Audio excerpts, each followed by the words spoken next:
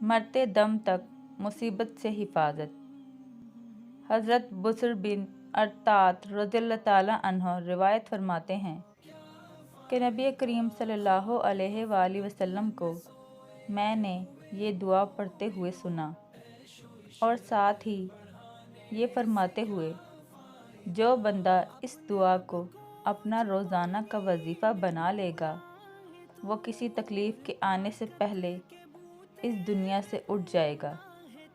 अल्लाहुम्मा अहसिन आकिबाती फिल उमूरी कुल्लिहा व आजिरनी मिन ख़िज़्इद दुनिया व अज़ाबिल आखिरत।